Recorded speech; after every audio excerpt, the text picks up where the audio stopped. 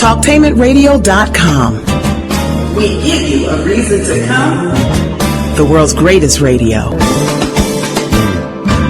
We give you a reason to stay. Radio the way it should be heard. You got the power. The views and opinions expressed are those of the host and guests and not necessarily those of TalkTainmentRadio.com, 3MR Production, its ownership, management, or staff. We've got the power. This is The Compensatory Concept with Mr. Neely Fuller, heard exclusively on TalkTainmentRadio.com, the world's greatest radio. Radio the way it should be heard. And now, Mr. Neely Fuller. If you do not understand white supremacy, which is racism, what it is and how it works, everything else that you understand will only confuse you. Only confuse you. Only confuse you.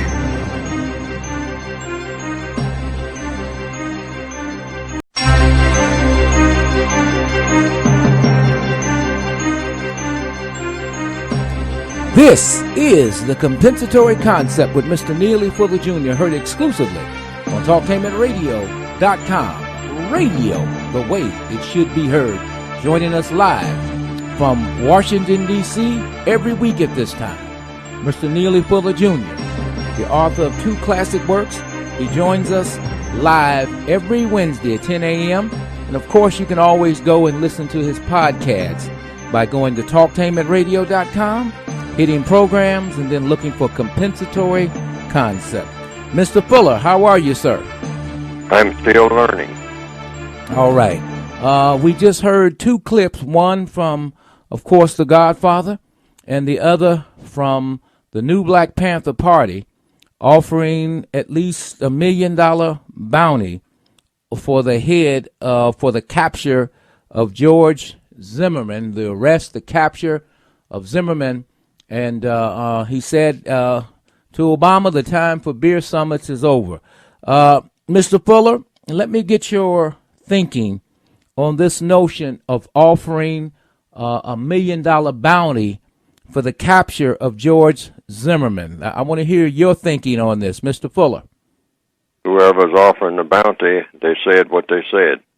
I mean, in other words, whatever they said, or whoever it is that's saying it, whoever is supposed to interact with that or deal with it, that's for them to do.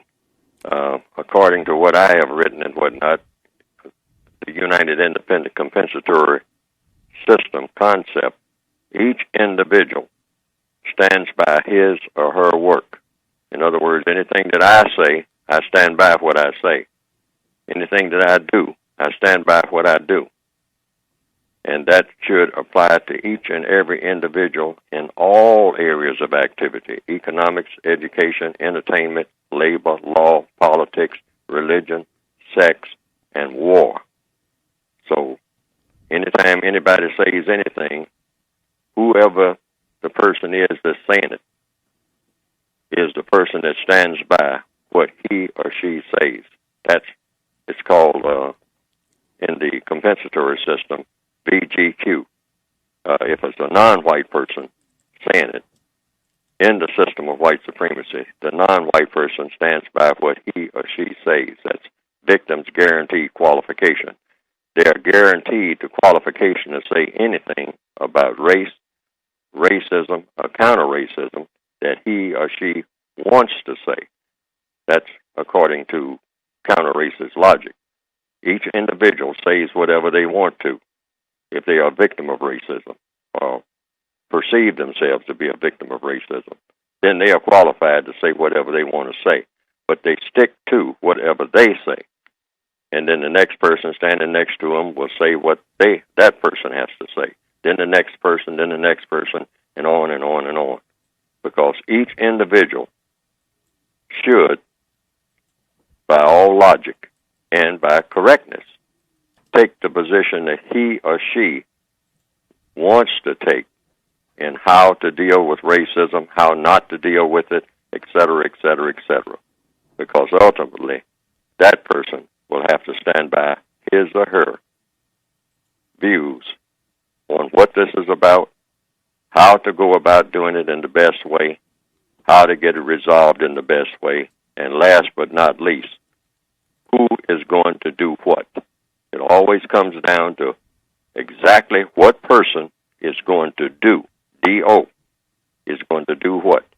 And that person should make that decision, him or herself, and stand by his or her decision.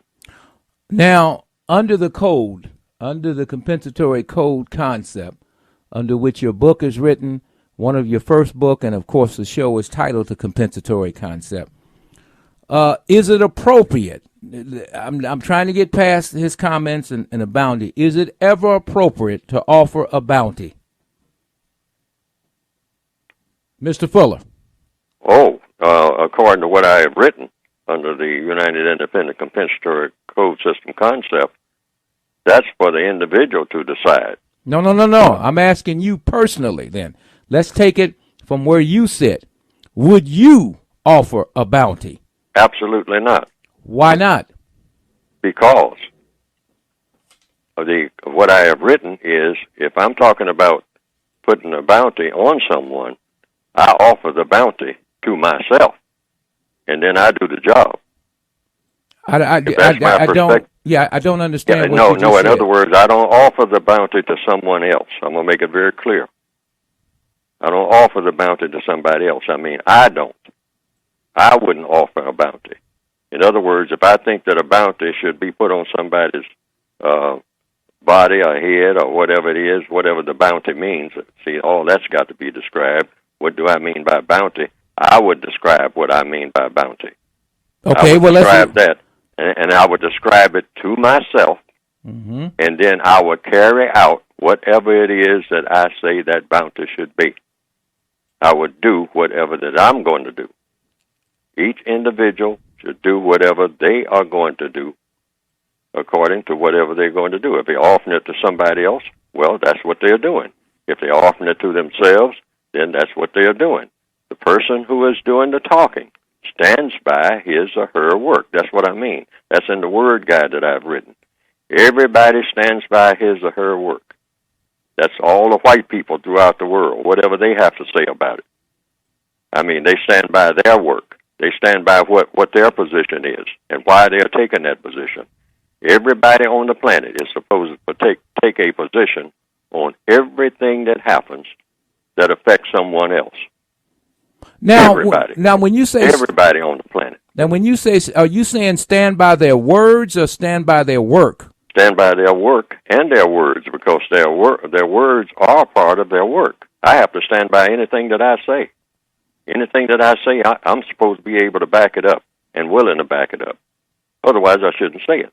So if I come on and do a news conference and I don't have $10,000, less than, I don't have $1 million, I don't have any money other than I'm just talking, you're saying that that's inappropriate to do?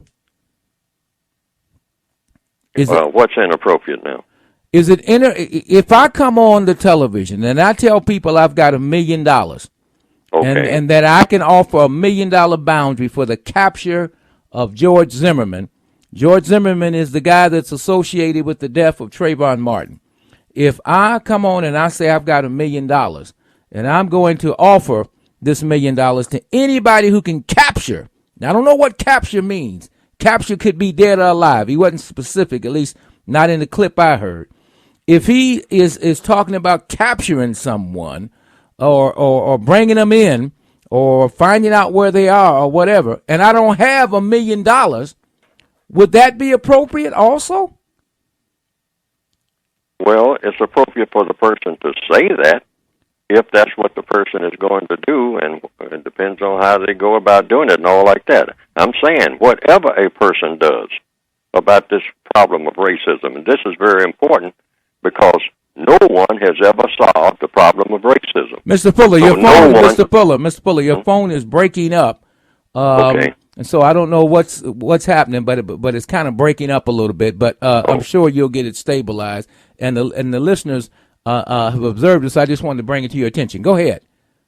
Oh, I didn't hear anything in it. Yeah. It is. It's coming through that way. But that's fine. It sounds better now. Go ahead.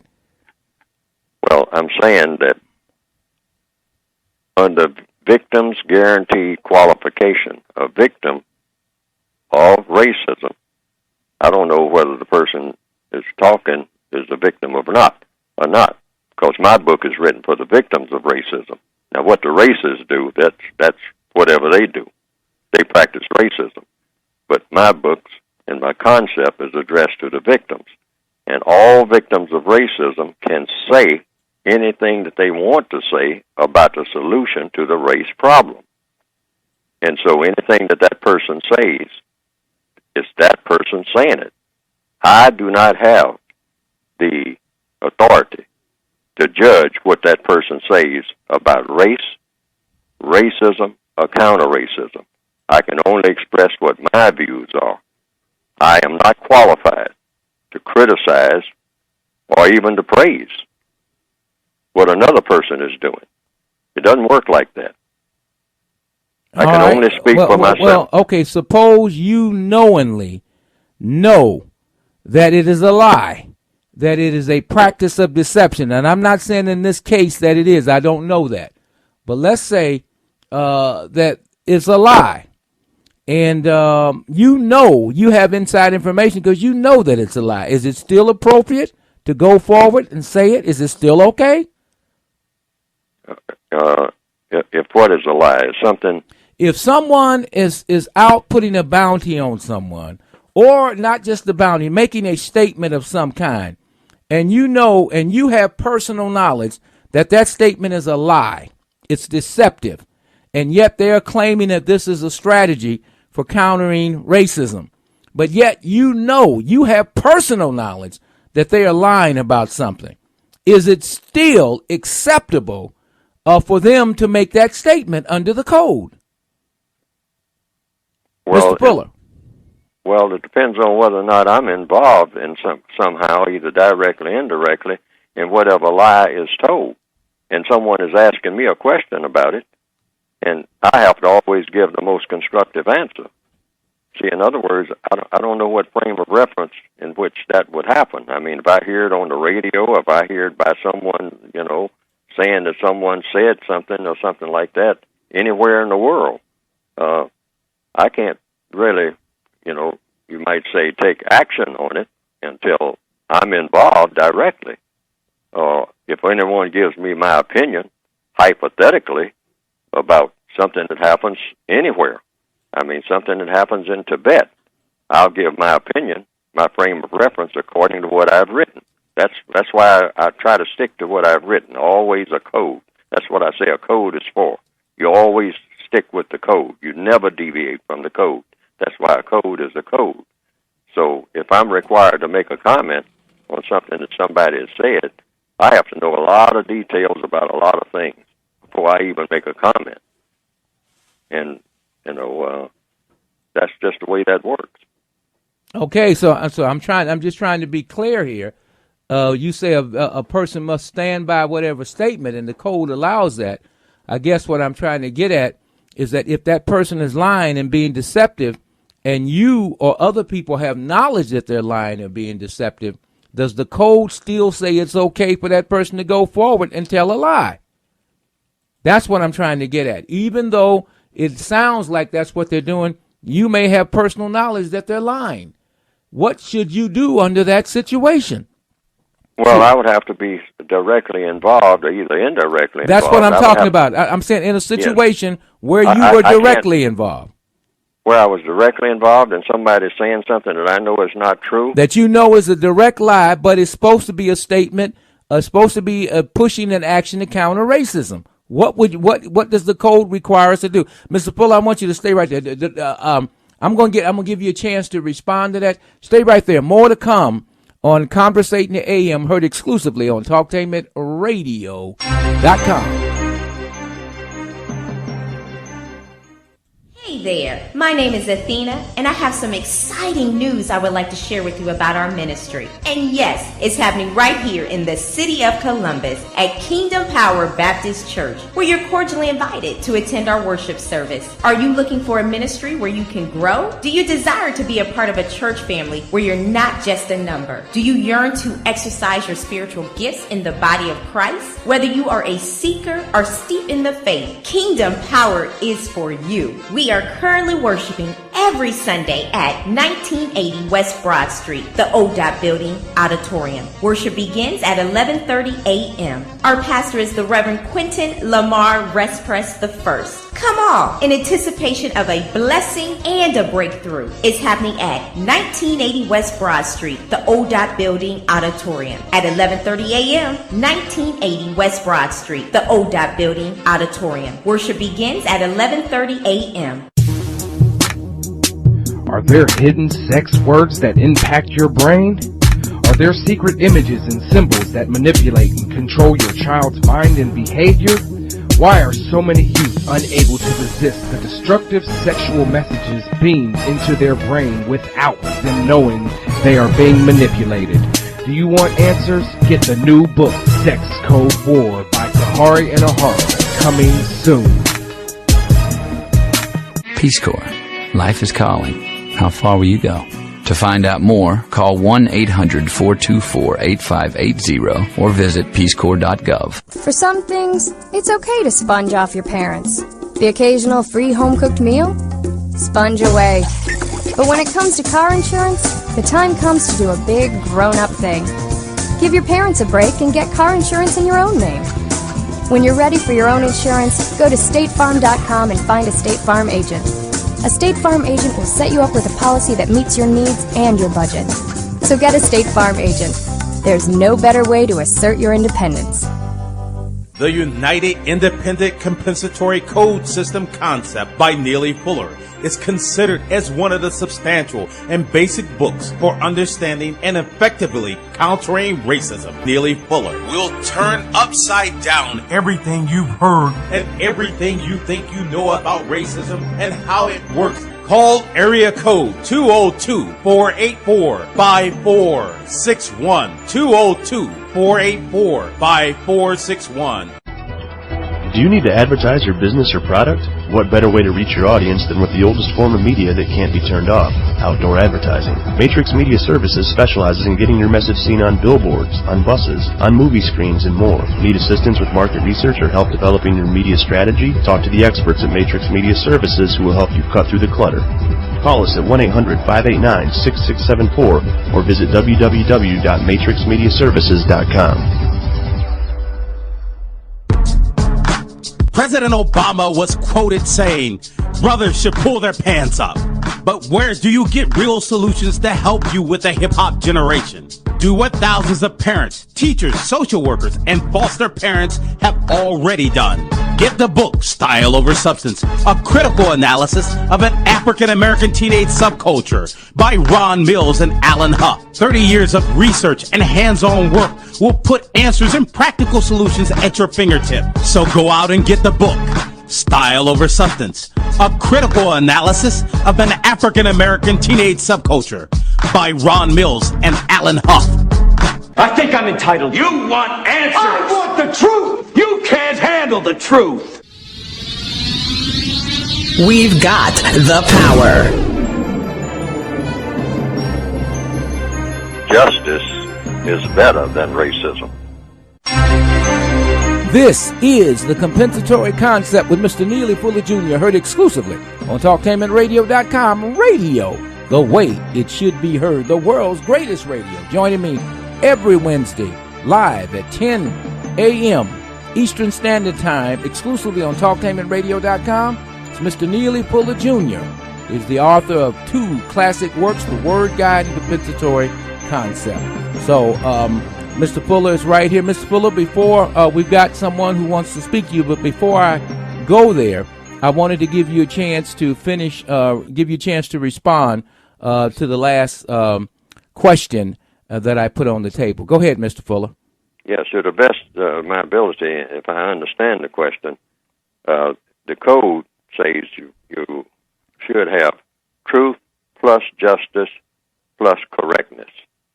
And that's the equation. That should, hypothetically, eventually lead to peace. But you start with truth. You want to know what is true. Truth, according to what is written in the Word Guide, is that which is. That which is what? That which is whatever it is. In other words, you get all the facts, not just some of the facts, all of the facts about any situation, anything that anybody says or does. That's the first thing you want to do. In order to do what? To eliminate confusion. And then, once you eliminate confusion by knowing exactly what was said, what was done, by whom, under what circumstances, and that takes quite a bit of work sometimes. Sometimes it doesn't. Sometimes it's just a short trip. But that's the first thing you want to do, is establish the truth, like you mentioned the word truth a while ago. If you find out the truth, if somebody's telling a lie, and something like that, you want to know who told the lie, under what circumstances. You have to do some really hands-on work. Well, let's say you know. Let's say you know. Then what do you do? What you do is you always reveal the truth. That's why it's real important that everybody stands by his or her word. If a person is telling a lie about anything dealing with racism, that lie should be known by everybody in the entire world. Okay. And who said it? And who said it? All right. That's what I was trying and to get clear. That person should be just asked to step forward and, did you say that or did you not? You know, whatever was said, because a lie has to do with saying something in most cases. So the person just steps forward and say, you know, I certainly would step forward and say, yes, I said it. And not only that, now that I've thought about it in depth, I'm going to say it again, because that's what I intended to say. Now, if I didn't intend to say it, then I can say that I didn't intend to say that. What I really meant was, and as we all know, many politicians do that all the time. They do that. They do that every day. But everybody is supposed to avoid having to do that. That's why I mean by get your words straight before you ever say them. That's a part of the code. I sometimes make mistakes, sometimes even on the air in my rush to say something, which is sometimes I often say that I have to slow down sometimes, because you have to stick by whatever you said. If you're rushing to get out the door sometimes there's an old saying, haste makes waste. And sometimes when you rush to judgment on things, you stumble all over your own shoelaces, and next thing you know, you're tumbling down the stairs. You have made an awful situation a real disaster. So you don't get where you're going, because haste makes waste. Sometimes you have to slow down, almost to a turtle crawl, and look at the road that you're on in fine detail before you start rushing down it. And that's a part of the code, too. Okay. Be very methodical. All right. Caller, you're on the air with Mr. Neely Fuller Jr. Go ahead. Yes, thank you. Mm-hmm. First, just a quick comment and then a question for Mr. Fuller. I would just like to say that anyone out there that's listening, if you've bought the book or if you're on the fence about buying the book, I highly encourage you to get it and to read it at least twice. I think Mr. Fuller suggests that. But I would go so far as to say read it 3 times, or at least read it until you get it. Because when I first got the book, I read it, kind of put it aside because I didn't get it. But then after reading it, listening to some of the shows here, it was like a light bulb went off. And, I mean, it's really one of those things that's mind-opening. So I would just like to put that out there. But the question for you, Mr. Fuller, is on page 205, under the area of war, counter-war. We'd like to know if you still stand by your work where you say, never bribe, coerce, or otherwise force any person to kill and or otherwise do bodily harm to any other person. If it is your will to have bodily harm done to a person, it is correct to do it yourself. Yes. That's a suggestion. Everything in the code books are suggestions. Now, a person can take that suggestion or not take it. I mean, no one has to answer to me. That's just a suggestion for getting things done. That is a suggestion that I would take myself. I would recommend it for everybody else, for the entire world. I mean, if you're going to send somebody to shoot somebody. I mean, and the context in which I put that out there is the hitman concept.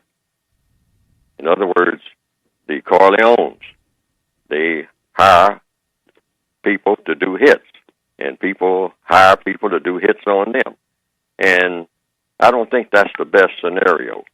I think that if you got something against somebody, to the extent that you want to kill them, because I was mostly talking about killing.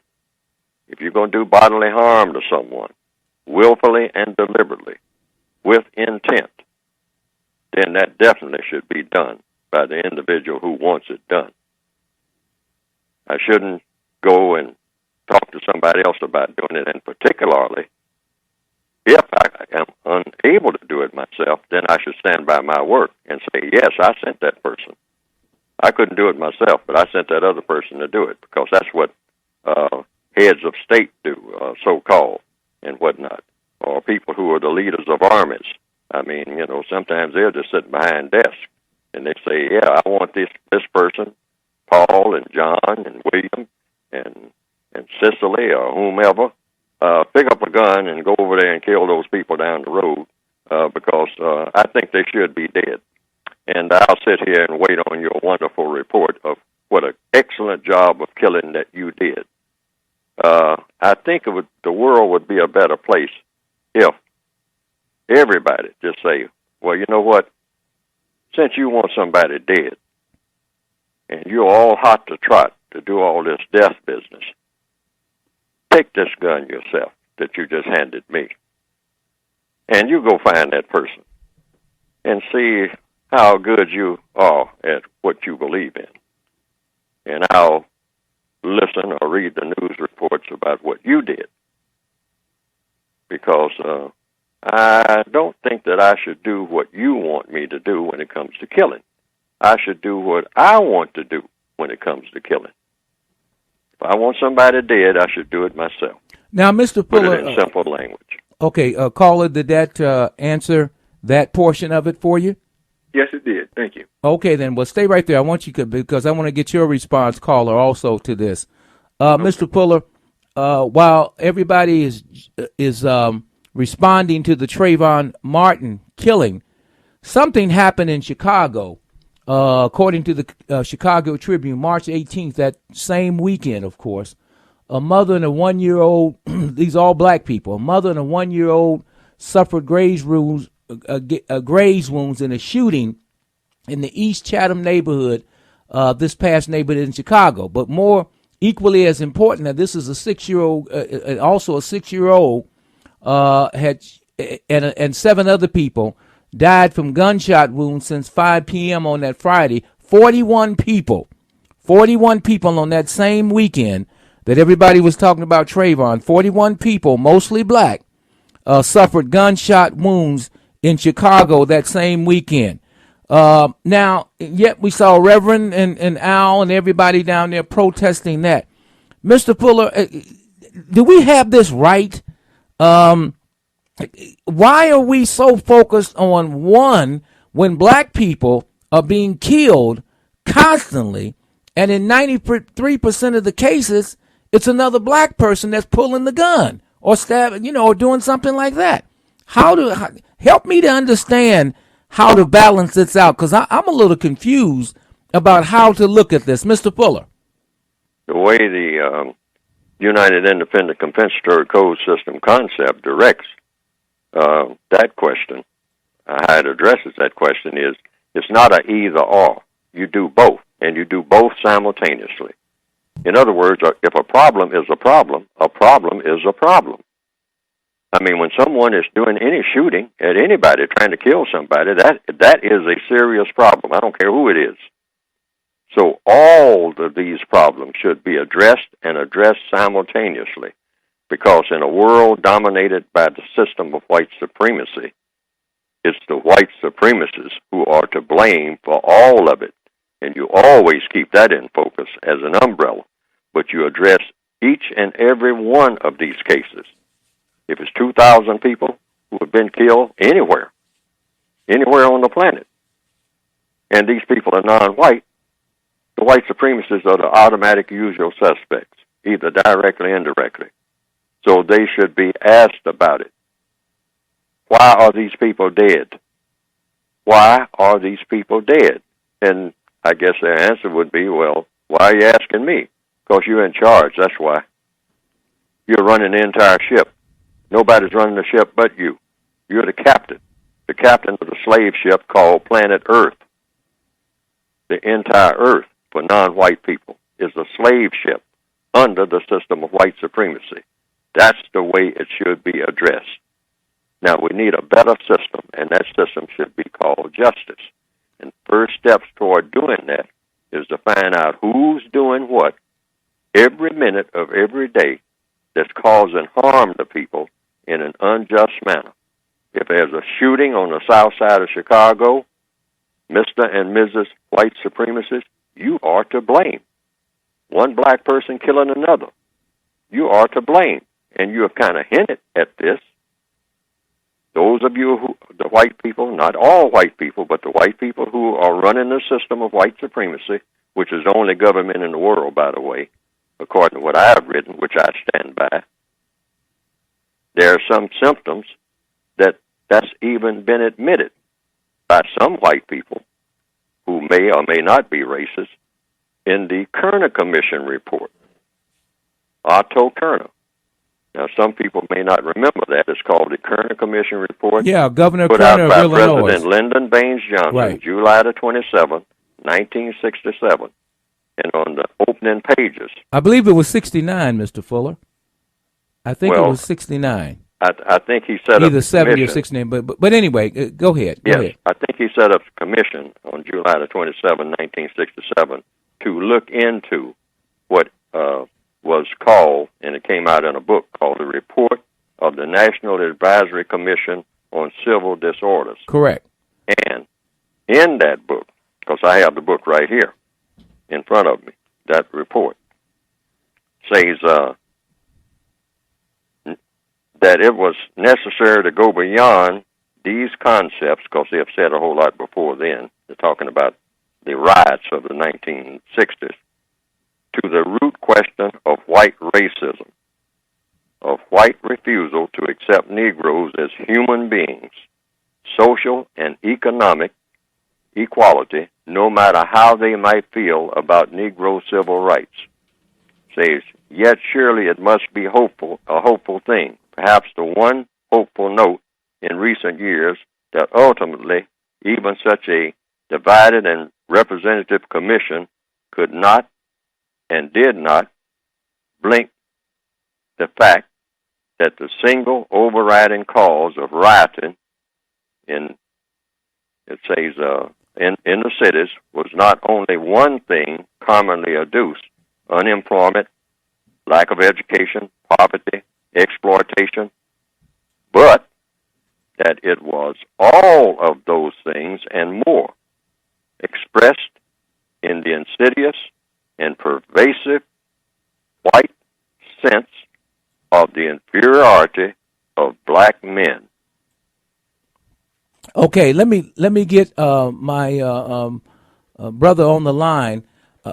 Bro, let me get your response to this. 41 people shot in Chicago. I think it was the same weekend, or either the weekend after that they held the protest down in Florida, and they had Jesse Jackson and others from Chicago. But yet, in his hometown, 41 people, mostly black, were shot, and including a 1-year-old and a 6-year-old and a mother. I mean, why aren't we pulling out 30,000 people to protest those kind of things? Because they go on every day. Bruh, let me get your response to it. Well, it's not incorrect to protest. Hold on, Mr. Fuller. Hold on. I want to get the caller's response. Go ahead. Yes. Well, what I think is that, and you and Mr. Fuller speak a lot about emotions, or you have dealt with emotions, and I think that the racists know how to pull our strings, and so if they will promote a Trayvon Martin, which was a tragedy, no doubt, absolutely, but the focus is put where they want the focus to be, and it's continuing in the objective. The ultimate objective is confusion. We will continue to say that there's this one white racist in Sanford, Florida, or there's one white racist in some other part of the country. Mm-hmm. But in that, we lose focus or are not focused on problems that we could do something about. We could practice the 10 basic stops. So basically what you're saying is that the strategy is to make black people think that racism is just right here and nowhere else, and that everything else that happened is on you people. Is that what you're saying? Yeah, that's what I see. Mr. Fuller. Yes. Let me get your response to that. I think he's got he's got a brilliant analysis there. What do you think, Mr. Fuller? It's the basic analysis that I've been saying all of these years and whatnot. You're talking about an entire system of racism in economics, education, entertainment. Just pick any one of those. Labor, law for sure. Politics for sure. Okay. Religion for sure. Sex for sure. But what you're saying is that it's just not limited to this one isolated situation and everything else is okay. That's what I hear him saying. Is that what you're saying, Mr. Fuller? There's absolutely nothing okay going on anywhere on this planet on account of you have an evil system that was conjured up by somebody who thought of the idea that the entire world should be run in a business-like manner, and that business would be the business of mistreating people based on color. And that came out in the form of what we, in a slang term, call the system of white supremacy. Mr. Fuller, stay right racism. there. Stay right there. More to come on the compensatory concept, heard exclusively on TalkTainmentRadio.com.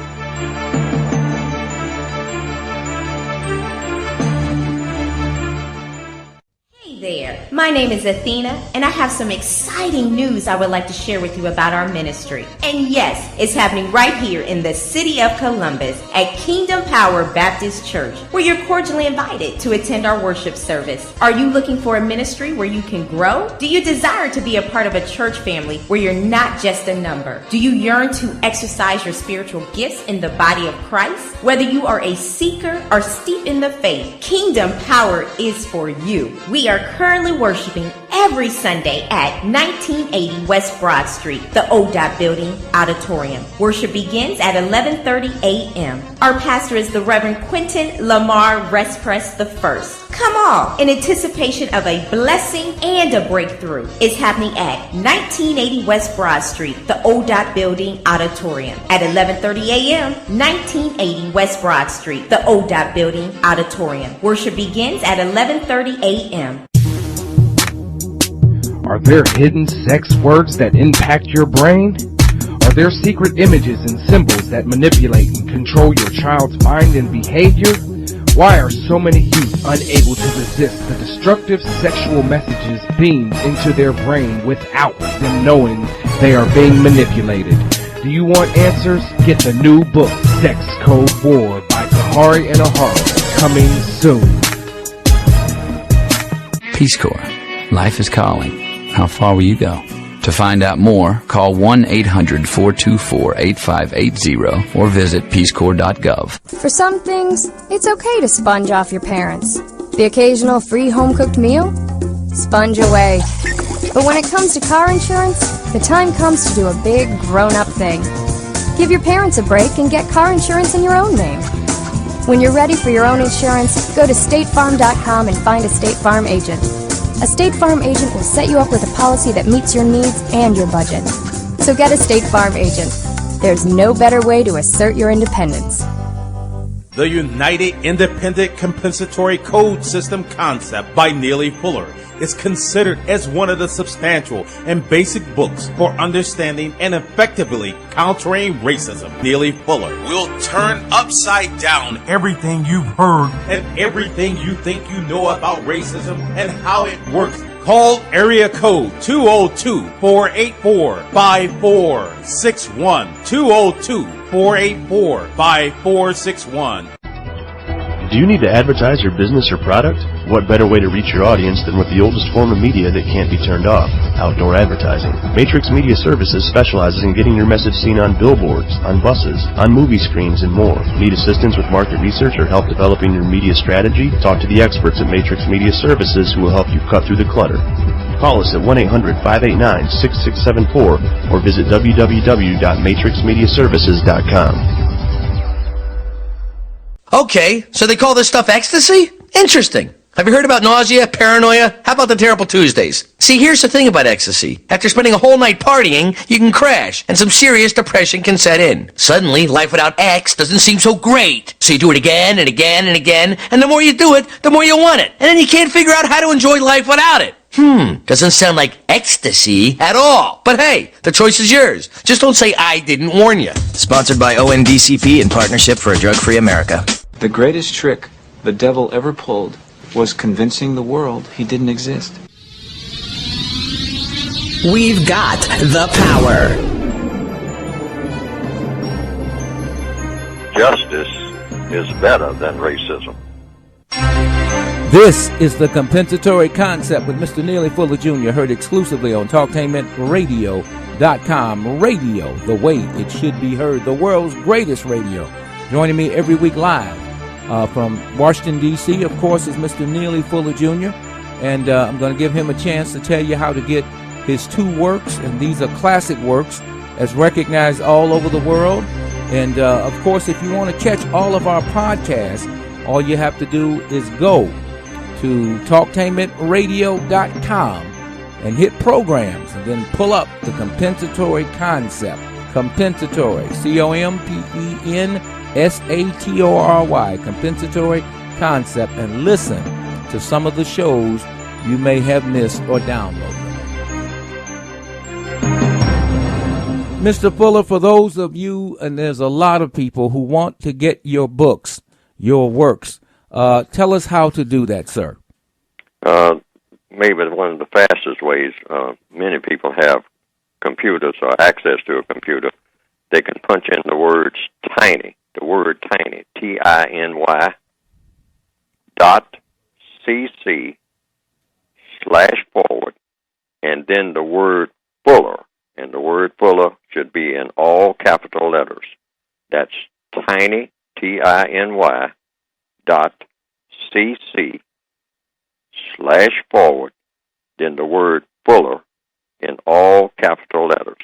And a form should come up on the screen showing a overview or a basic outline of what the books are about. There's two. And there's a basic book, and then there's a additional word guide that's in addition to the basic book. And that should show on a form that can be ordered. Okay. Now, Mr. Fuller, when the Trayvon, let's say you were someone who was working diligently in the community, amongst black folk, rather, and you were out there actively meeting or talking with people, rather than meeting, talking with people on a regular basis. This shooting comes up, and people look to you for direction. Let's start with the first day that you heard about it. Under the code, how would you, Mr. Fuller, have approached the situation? What would you have done, and what would you have said to other black people who were looking for direction in terms of how to deal with this situation? Mr. Fuller. What I would have said is that we all have to start following a code that's designed for countering racism and eliminating it and replacing it, and this is most important, replacing it with a system of justice. But you have to have that definition for justice, which I've given one. There's a compensatory definition, one that I made up, because there is no legal definition for the word justice. And probably that will explain why we never have been able to achieve it.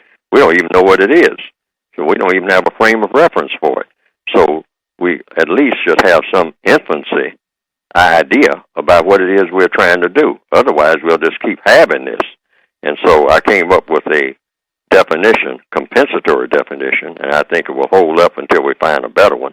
And that is two parts. Guaranteeing that no person is mistreated, that's no person. white, non-white, male, female, whomever, a person. No person is mistreated. That's part one. Part two, the person needing help the most gets the most constructive help in any and or all areas of activity. Underline the word constructive. That means that you're not giving a person constructive help if you're offering them drugs or trying to sell them drugs, or you're using drugs yourself. You're not helping yourself. You're not helping anybody else. And just on and on and on. All help that you give to anybody should be constructive. Okay, now, but what I'm saying now, this Trayvon Martin situation's on the table. All right, now you said that to people, but they want to do something. They want to get involved some way. What then comes next? You ask, you put out, when you start talking about it, you start saying, we have a system of white supremacy in place. We need to replace that system with a system of justice. That's real simple to say, but we never say it like that collectively. Okay, now we said that. Now we said that. Now what's next? Because there has to be some action that follows. You always ask the people who have the most power. So that would start, first of all, with the first white person that you encounter. You first ask them, what are they doing today? I mean, on a job, if you're going to talk about it at all. That's if you elect to talk about it. You shouldn't talk about it unless you decide that that's what you're going to talk about, and the person that you're going to talk about it with is willing to listen. Should I go down? Should I go down to Florida? No, you can do that right where you are. Yes, that's what I'm asking. If I want to take an action, and I want to get on a bus, and I want to ride down to Florida, should I do that under the code? Under what you would recommend, under what you would tell people? Under the United Independent Compensatory System, what I would tell people, if the person wants to do that, that person should do that if that person wants to do that, if that person thinks that what he or she will do down in Florida would have a constructive result. See, that's what I mean by United Independent. See, Neely Fuller does not have the authority or the competence. I'm not a guru. I'm not the supreme this, that, and the other, the white supremacists or the supremacists. I'm not supreme over anybody. So all I would do is just suggest that anybody who can do anything that they think will have a constructive result in this matter or any other matter, day by day, not just for today, just for this incident, but every day you're supposed to be doing something that will have the most constructive result.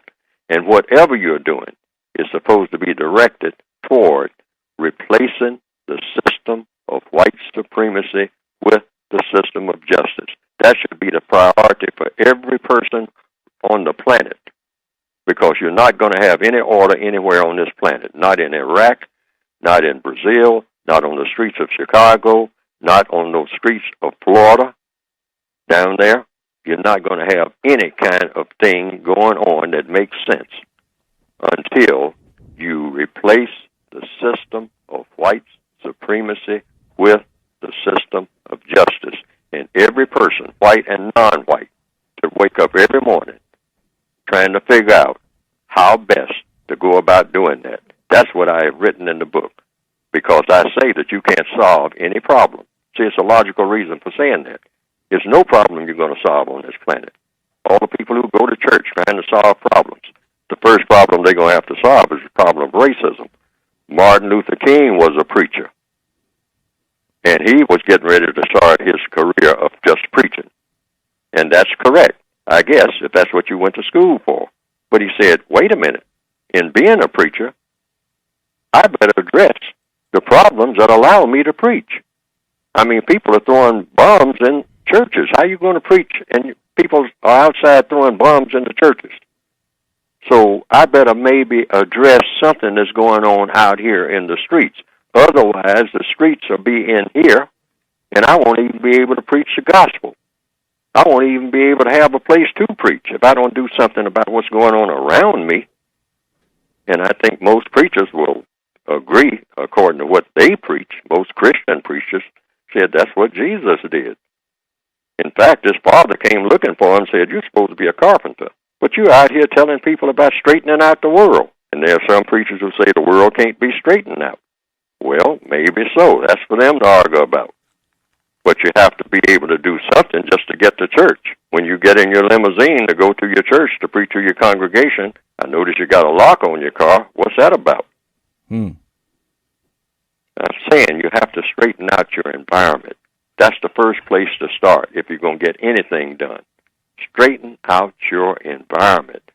You can't get past that. Okay. And that's each individual. That's Neely Fuller.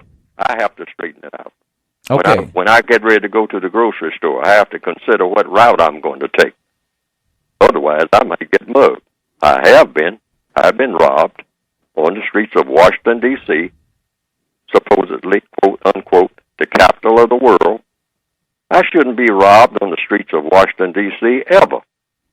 I should be able to lay out on a front lawn with $1 million in my pocket and wake up and still have my $1 million in the capital of the world. That's the kind of world we're supposed to have. Okay. Mr. Fuller, we've got about a few minutes.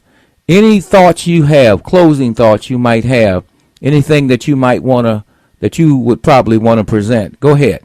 And any time the race issue is brought up anywhere, everybody, regardless of where he or she is, every school, every church, every meeting where people are pointing holes in their air with their fingers, like it says in the movie Shane, they should be saying, we have to replace the entire system of racism, both white people and non-white people, rather than talking about spring break and vacation time and getting your children through school and all like that. Make that a priority. Forget about this Iraq stuff and all like that. Iraq will be taken care of, and what Syria is doing and all like that if you straighten out the race problem. Because the only reason you have a problem in those places is because of people squabbling about what color somebody is. You got to straighten out the race problem, or you're not going to straighten out the schools or anything else. That's powerful, Mr. Fuller. So ultimately, if we don't get the race problem straightened out, then we won't have truth, justice, peace, or correctness on the planet. Is that correct? Absolutely. You might as well just give up. I mean, just forget it. Because all this nitpicking about, well, we got to get this person in jail. We got to establish another commission. We got to make another study. It's time to have another conference. No, each and every day, every white person should wake up saying, I got to solve the race problem one way or another. That's my priority. That's why I'm sending my children to school. That's why I'm working on this job. That's why I want to go on vacation, so I can sit there on the beach and look at books and whatnot and try to figure out how to solve the race problem. Because if we solve the race problem, this squabble between white and non-white, every other problem we can take care of on our day off. So the number one problem on the planet, the number one problem on the planet that must be solved, according to the code, is the race problem. Absolutely. And if you don't solve that problem, you're not going to solve nothing. You can hoop and holler and scream and march and go here and go there and try to run and hide and move to another neighborhood and all like that. I mean, this thing about the Trayvon Martin case is about neighborhood, gated communities. A gate, what do you got a gate for? Why do you have a gate? Who are you trying to hold in and who are you trying to hold out? Well, must have something to do with color, huh? Could be. Look into that. Everything has something to do with color. That's what I'm saying. Everything, not some things, everything in every area of activity, every breath that you take. Mr. Fuller, thank you so much, and we'll talk with you next week.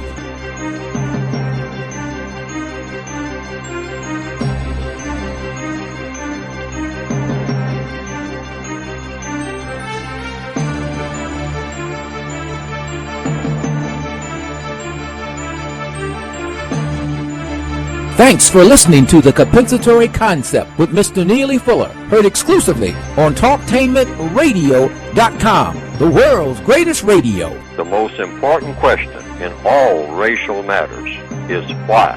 One should always ask it. Radio, the way it should be heard. You got the power. Radio, the way it should be heard.